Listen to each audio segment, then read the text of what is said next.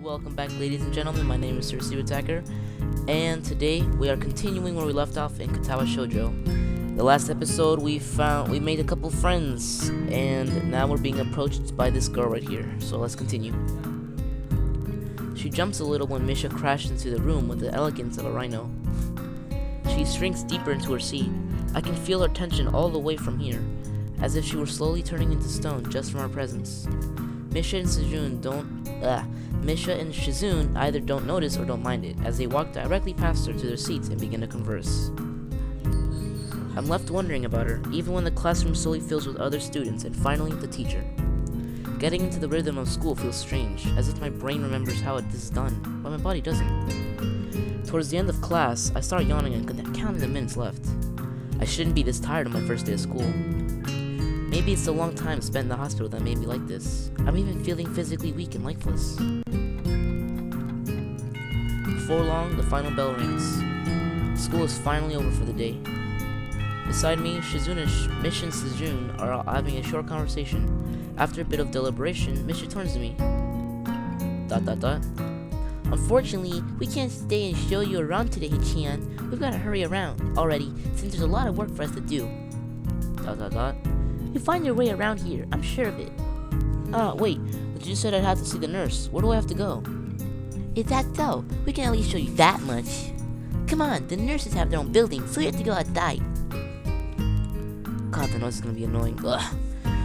We join the flow of students making their way down the stairwell and outside, with the girls pointing out their senior classrooms in the same hallway as ours. When we get outside, the girls make their way to the smaller building right next to the school. It's built in the same style, so it looks like it's actually part of the main building. ... This is the auxiliary building here. There's a lot of official and important stuff inside, like the Yamaku Foundation office and all the nurses' offices. They even have a swimming pool. How is that official? ... Don't be silly, Chan. It's for physical therapy, of course. Anyway, all the nursing staff facilities are in there too. The head nurse's office is on the first floor. You'll be fine from here, right? We'll be going then. See you tomorrow. Yeah, thanks. Bye. A whole building for stuff that has nothing to do with the edge of education? I guess that's necessary for a place like this. I walk in, hoping that this will really be a quick visit like the teacher said. On a white door on the left is a green cross with the text, Head Nurse, and a nameplate. A voice from the inside responds to my knock almost immediately, but I can't quite make it out. It sounds like a bit like an invitation to open the door, so I invite myself further in. Oh god, this looks really old, wow! The room is not large and it smells strange. A friendly-looking man twirls around in his office chair to face me as I enter.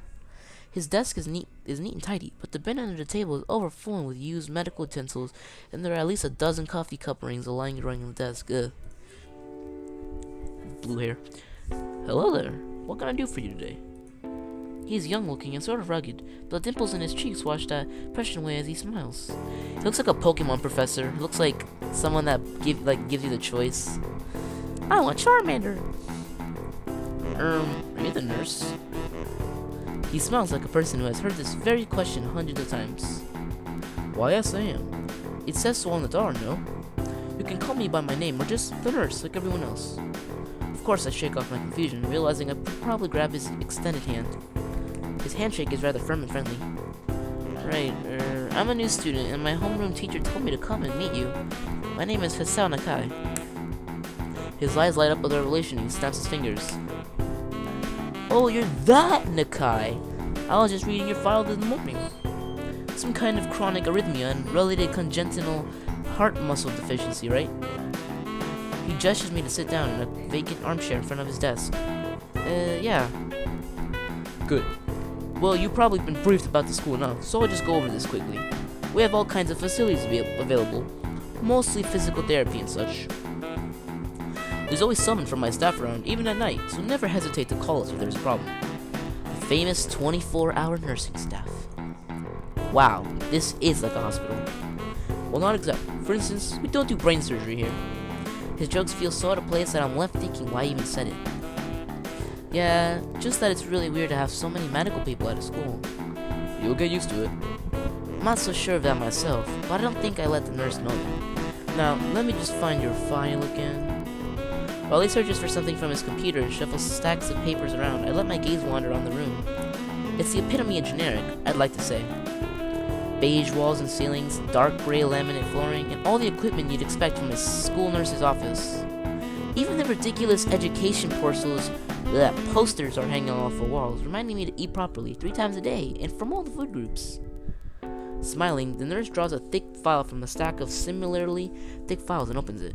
So, you already have medication for the arrhythmia. Just remember to take your pills every morning and evening, or it won't be much help. Apart from that, do you do any sports? Rash stuff like, I don't know, boxing? He grins to his own joke, but I don't. Well, I played soccer occasionally with some classmates. Alright, I'm afraid I'm going to have to recommend you refraining from doing that, at least for the time being. Oh. Well, lack of reaction makes him raise an eyebrow. But really, I'm not too bothered by him forbidding me to kick a ball around. I guess I never did it out of burning passion for the sport. Just have something to do. Any kind of concussion might be very dangerous to your heart, and risking another attack is not a good idea. Was the previous one caused by a sudden concussion to the chest area? There is no mention of the cause in your papers. Not exactly.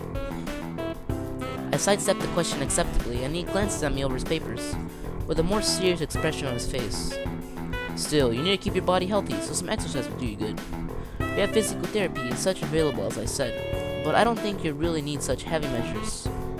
Just get some light exercise regularly. Brisk walks, or even light jogging, jump roping, that sort of thing. Swimming, maybe. There's a pool here. So I was told. You were? Very good. At any rate, I'm sure you have been told this before. You just need to take care of not to exert yourself. He wags his finger to emphasize the point. No need, really. I've heard this 1,000 times already. Absolutely no unnecessary risks. Take care of yourself. Okay. He goes over my papers one more time and sets them on the desk. Obviously content. Good, that's it. Come meet me if you ever need something. I'm ushered out before I even realize it. A quick visit, indeed.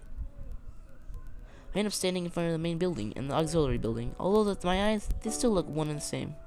It's the first real look I got at the other students, so I watch people coming out of school, going towards the gates of the dorms. Everyone seems to know where they're going. And I still keep thinking that most of the time, don't even look too special for being students at a special school. Then again, neither do I. Does that make me even one of them? One of us? One of us. One of us. Sorry. ... I should go somewhere too, to prevent me from getting lost. It's around dinner time, but I feel tired instead of hungry. The awareness in me only grows as I trudge towards the dorms, set a little way apart from the main building complex. This is a garden of sorts between the school and the dorms. Shrubbery, flowers, that overbearing smell of fresh cut grass that fills the atmosphere. Oh, I love that smell. It dawns on my tired mind that the smell feels novel because I haven't even been outside at all for so long. The dorm building is so big and made of red brick. Like the others, it feels way too pompous for what it was, so I push it forward, going inside. It takes more time than necessary to fish out the key I was given from my pocket. Room 199. Room 119, not 99. Despite the ornate exterior, the inside of the door is fairly new, functional, and boring. Just like in the main building, the halls and doors are wide to accommodate wheelchairs. Same goes for the elevators at the end of the halls. I poke my head around the corner of the common room door. Inside, a few students are watching the television. The television? One nods and gives a quick hello before turning back to the TV. Seems that only the girls around here are sociable. I suppose that's perfectly fine with me. I climb the stairs to the upper floor. Here, small quarters branch out from the main hallway. Each of these minor halls seem to have a toilet and shower, as well as 4 rooms. About halfway down, I spy room 119. The nameplates on the rooms adjacent to mine are blank. I guess there's just 2 of us here. Light shines from below the door of room 117, so I knock lightly. Hello? Is anyone home? From inside I hear food movements, then the clicking of way more logs than I thought these doors had. The moment the door squeaks in. A bespectacled boy is sitting in the doorway. He's looking at me very intently through his extremely thick eyeglasses. Who is it? Blind. No, at least not completely. Why would he have eyeglasses if he was? Whoa, dude, you're getting close. He leans closer to me until our noses are almost touching. His breath stinks of garlic. Hassan Akai. I'm moving into the next door. I think I should reintroduce myself. Well, guys, I have to end it here. Yeah, I know it was a little short, but tomorrow I will post the next video just for you guys. See you next time.